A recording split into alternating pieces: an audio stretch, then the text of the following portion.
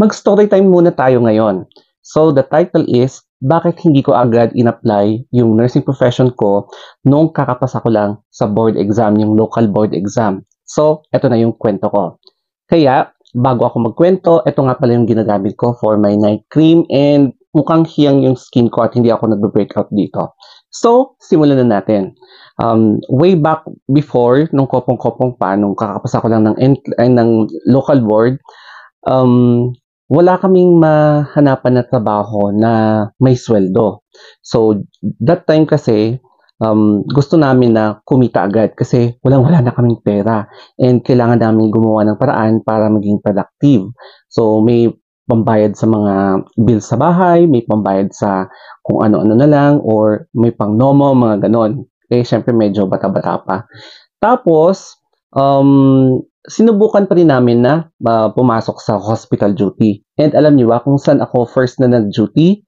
Doon sa Sagada, sa St. George's Hospital, yung old pa lang. And during that time, may kasama akong tatlo na mga bibeks din na 3 months ako, tsaka yung isa 3 months, and then yung isa 6 months. Doon ako namulat regarding sa mga hospital kineme, and ang sweldo lang namin is kapag maghahatid kami ng patient sa ibang hospital. And buti na lang, hindi kami kailangan magbayad. Kasi may mga ibang hospital talaga na kailangan mong magbayad para lang sa experience. Pero mag-duty ka pa rin syempre. And then after 3 months, dito na ako nag-duty sa amin, yung provincial hospital, and for 6 months.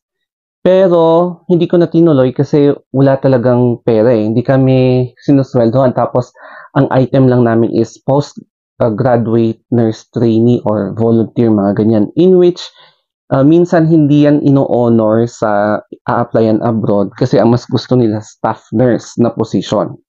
Kaya, ang ginawa namin is, kinagat namin yung mga ibang friends namin na nurse din na nag-apply as English tutor, call center, mga ganon.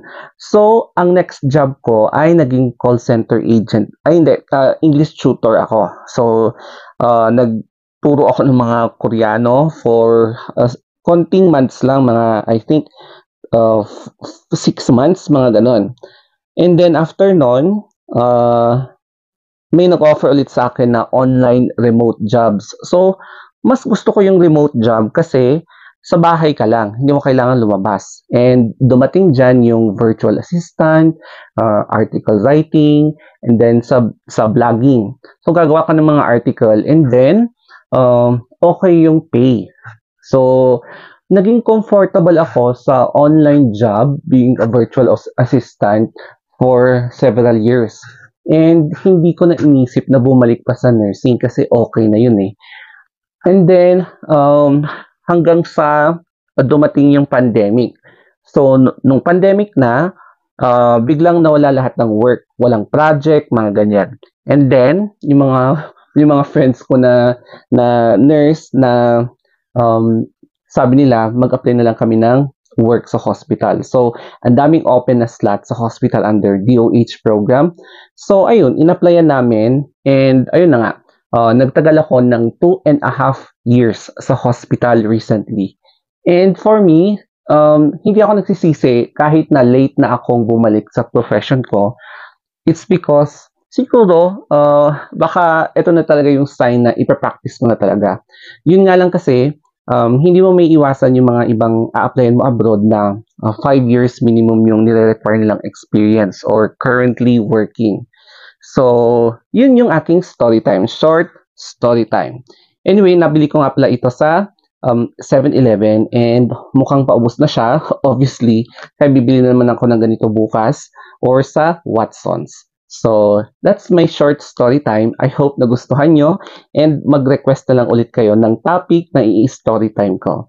So, that's all guys. Thank you and good night.